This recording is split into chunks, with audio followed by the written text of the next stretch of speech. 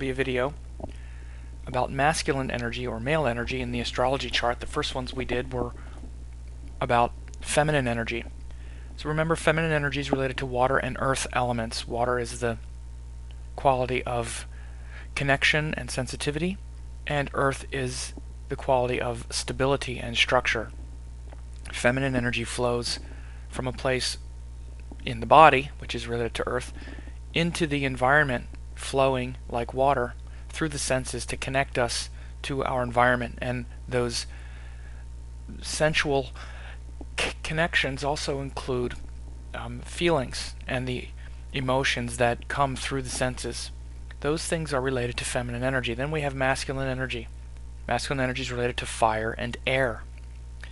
Fire shows our passions, drives, motivations, and digestion of all sorts.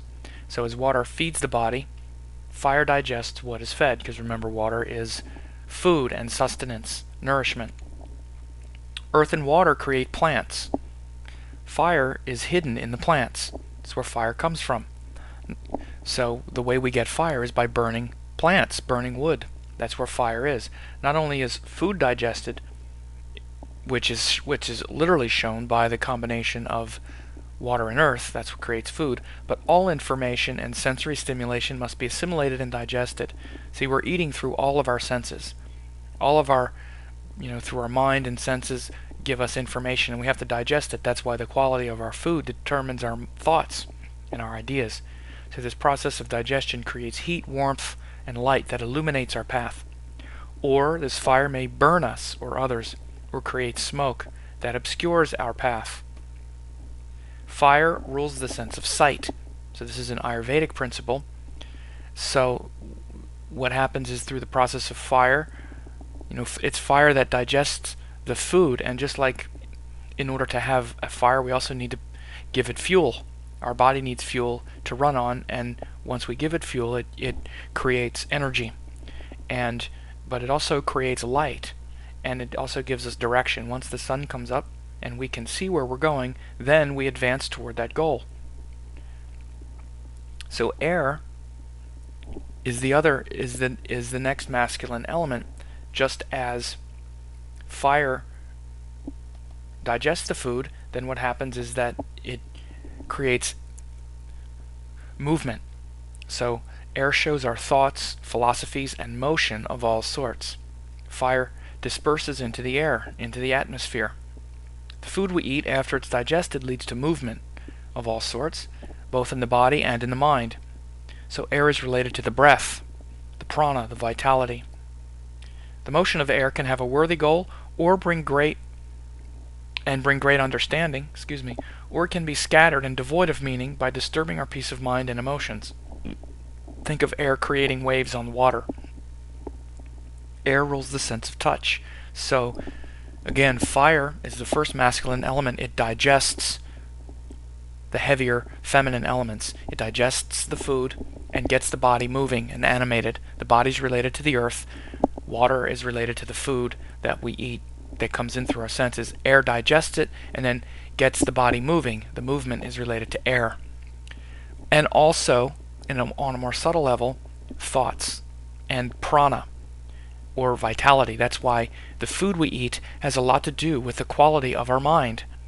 This is why once people begin to become more evolved, you might say, they change their diet, because they realize the darkening effect of food in their consciousness, and they would rather feel light psychologically and intellectually and spiritually than to enjoy a heavy meal that weighs down their thoughts. That ice cream tastes good, but then it sits in your stomach for 3 hours and you have this heavy, bloated feeling. This heavy, bloated feeling is called tamas, which brings darkness into the mind. So fire digests the food and leads to the air, which has to do with prana, breath, vitality, thoughts, philosophies, and motion of all sorts. So, male energy wants to assert, comprehend, and protect, just like fire and air signs or fire and air element. The energy of assertion and protection comes from air, and then comprehension, flexibility, discrimination comes from, assertion and protection comes from fire, comprehension and discrimination comes from air.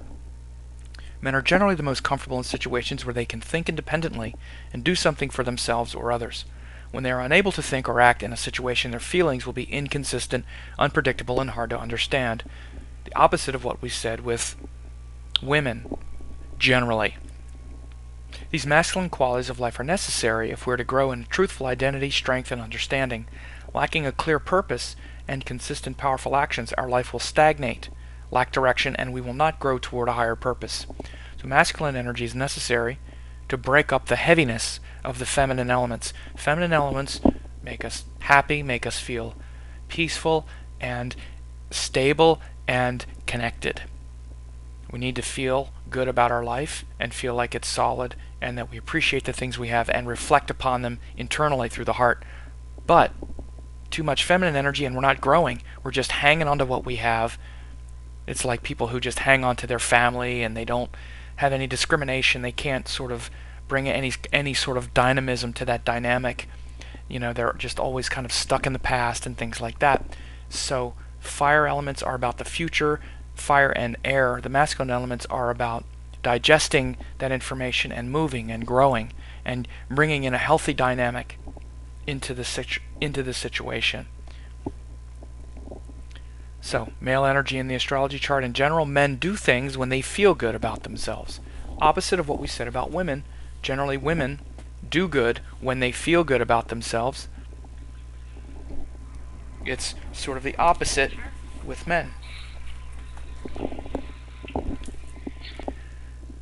So generally women, when they feel good, they do good things. Men, when they do good things, they feel good about themselves. So for women, feeling good is most important. For men, doing good is generally most important. And you can look at it this way.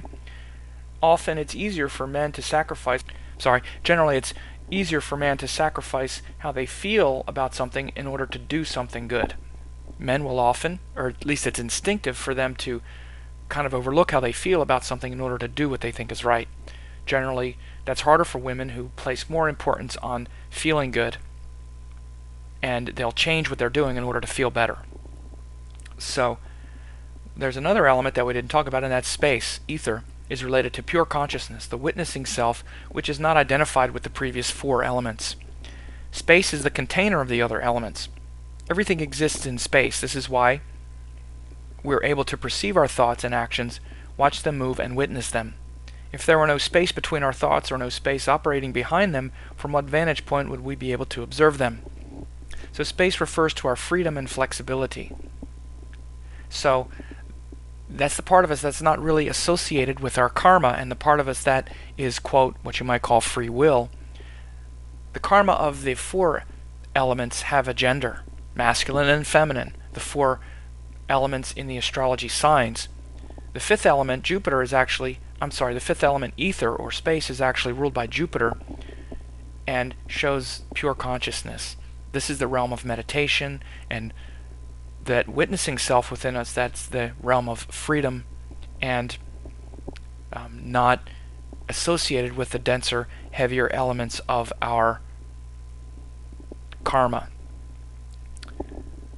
The element of air extends up through the atmosphere, but then beyond the atmosphere into pure space, we have the ether element.